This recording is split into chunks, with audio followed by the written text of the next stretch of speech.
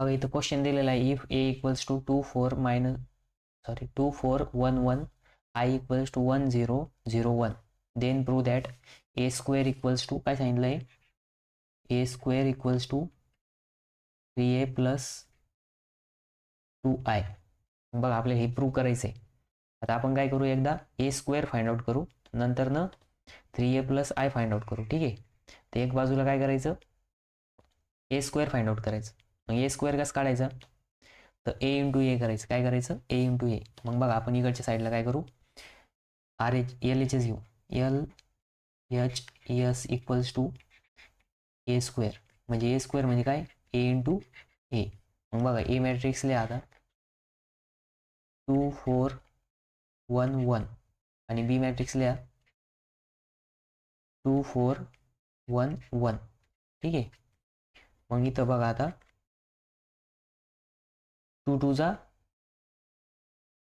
2 into 2 plus 4 into 1 4 into 1.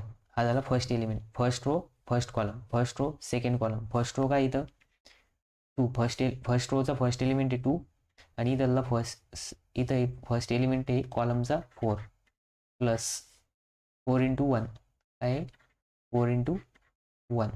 ठीक आहे. त्याच्यानंतर next second row second column. Second row मधला फर्स्ट एलिमेंट आहे 1 आणि इकडं फर्स्ट एलिमेंट आहे 2 प्लस सेकंड एलिमेंट इथं 1, इथं सेकंड एलिमेंट आहे 1. त्याच्यानंतर इथं second row second column. Second row मधला फर्स्ट एलिमेंट आहे 1, सेकंड कॉलम मधला फर्स्ट एलिमेंट आहे 4 प्लस 1 इंटू 1 1 इंटू 1. ठीक आहे. मग आता बघा 2 2 जा 4 प्लस 4 1 4. त्याच्यानंतर 4 2 8 प्लस 4 1 4.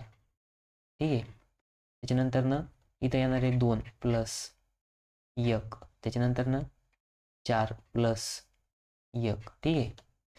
त्यानंतर नेक्स्ट 4 आणि 4 किती होईल 8, 8 आणि 4 12.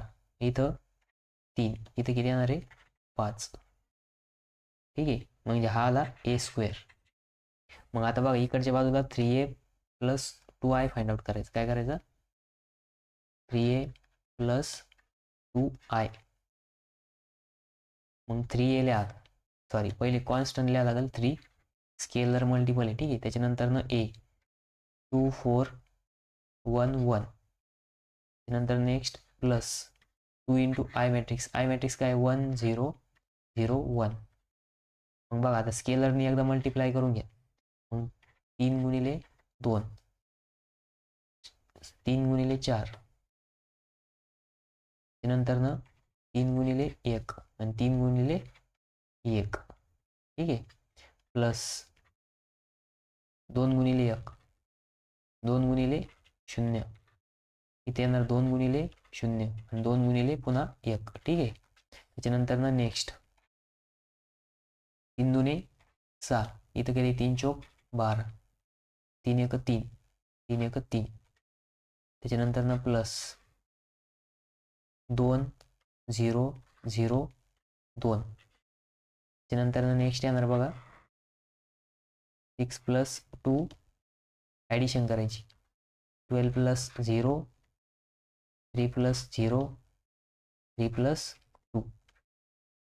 बघा 12 6 2 8 हे होत्या 8. त्याच्यानंतर 12 प्लस 0 म्हणजे 12.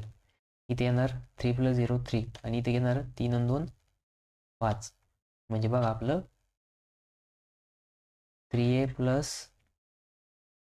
2i इक्वल्स टू काय आली RHS आली इक्वल्स टू LHS.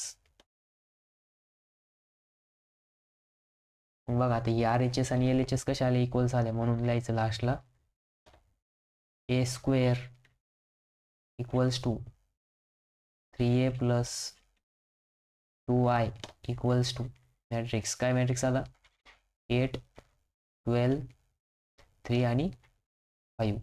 ठीक आहे. त्याच्यानंतर नेक्स्ट याला ब्रॅकेट करायचं.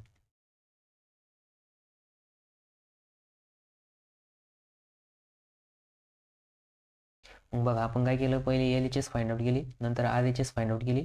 एल एच एस आणि आर एच एस कशा आल्या, सेम आल्या. ठीक आहे, मग सेम आल्यानंतर ना फायनलला असं लिहायचं.